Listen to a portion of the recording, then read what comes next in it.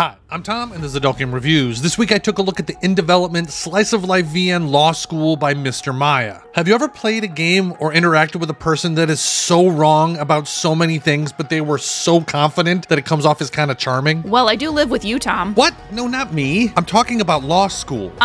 Right. Sigh. I haven't ever played a VN that got more wrong with its world building than Law School. I initially streamed Law School to my Picardo followers, but I kept playing just to see what incorrect detail would be thrown at me next. However, over time, I actually ended up really enjoying Law School. So, before I get into any more, let's get into the premise. You play the Giga Chad MC who is 6'4", played high school basketball, and is the most lawful, good 18-year-old MC I have ever met. You go to law school with your best friend Rose, and you meet a bunch of interesting and unique characters. Right now, Law School has 2 chapters released, but those 2 chapters took me about 8 hours to complete. You can play Law School on Windows and Mac, and you can actually wishlist it over on Steam, which I suggest you do. Okay, so I'm going to change this review up a little bit and do a pros and cons. Since this is still in development, I imagine a lot will change in future chapters. So just jumping right in, the first pro that stands out was the visuals. Visually, Law School is beautiful. I was insanely impressed. You have 2 versions of the game that you can download. One is the 60 FPS version, which is legit 5 gigs for 2 chapters. The other is 30 FPS version. The FPS specifically has to do with the animations, which there are a lot. The animations themselves will go into the pros and cons sections both. When the animations worked, they were really impressive. They could make the characters in the world feel alive. From moments on the train to just head movements, they help me connect to everyone around you. Which brings up the next pro, which is the characters themselves. Rose has to be one of my favorite characters in any game. I am guessing here, but I feel like she will fill the friends to lovers trope with a dashing of you don't know you're beautiful, but that's what makes you beautiful, which obviously doesn't really make sense because she's very pretty. In the first 2 chapters, she is your best friend, and that is mentioned every other sentence, but she is fantastic.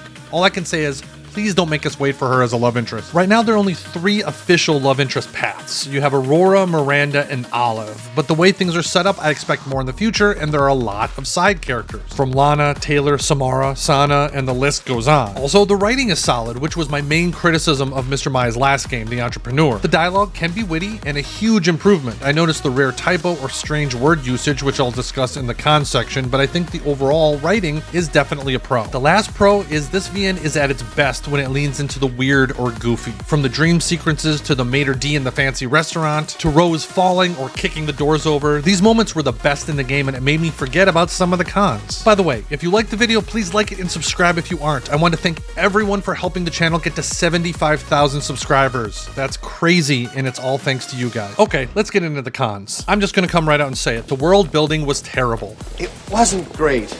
If you aren't from the US, none of this is really going to matter to you. But whenever I play games that get so much wrong about the US, it's not only distracting, but it feels lazy. There are fundamental issues with the world building which really hurts the plot and the story, like how you're 18 years old and in law school. Law school in the US is serious shit. No one goes to law school to party or for the college experience. The average age is 22. To get into a prestigious law school, you have to be one of the top of your class in college. You have to score really high on tests, and it costs a ton of money. This VN is set up like you're a freshman in college. You have the mean girls, the stoner, and obviously the people that didn't know what they wanted to do, so they went to college, like Olive. You would never see any of this in law school, so fundamentally the whole VN is off on the wrong foot. Then there are little details all over the place that the VN gets wrong. Here are some examples, rapid fire style. Loose limbs make limber lovers. Loose limbs make limber lovers. You keep referring to yourself as a first year, which is true for law school, but at 18 years old, you're a freshman. They refer to a movie theater as a cinema, you start a basic minimum wage job, and they talk about signing a contract. Not a thing in the US. You talk about being in the national finals for basketball. In high school, it's called the state championship. You don't even need to go to law school or even college in the US to become a real estate broker. They refer to Miranda as a mute, which isn't a term used here anymore, it's non-speaking. There is no such thing as having a UK branch of an American law school in the US. That just doesn't make sense since they use different systems. They mention law firms do random drug tests. No, they don't, otherwise every lawyer would test positive for Florida snow. Say hello to my little friend! No one under the age of 50 has used songs as ringtones in the US in at least 15 years, and they use words like extravagant when they mean flamboyant, and I've never heard anyone use the word uppity in a serious conversation between 18-year-olds. Now, these are just some of the inconsistencies. There are more, but you get the point. I can let a couple of things here and there go, but when so much is wrong, it's hard to ignore. Why I tell all current and future devs, please, Please, I'm begging you.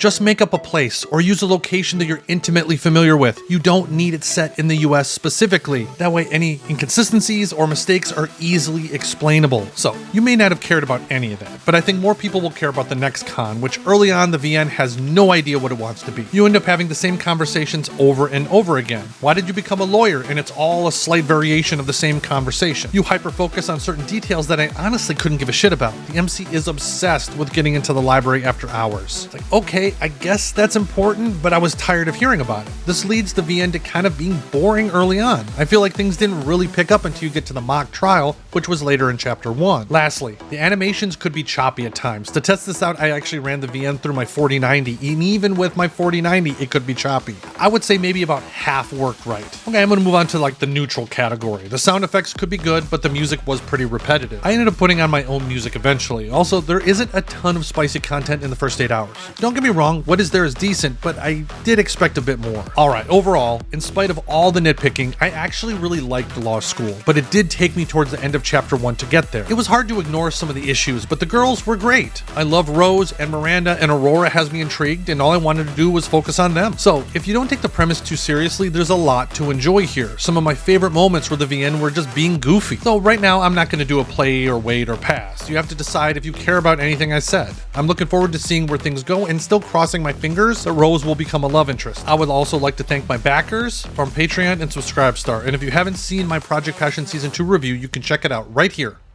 Thanks again. Until next time.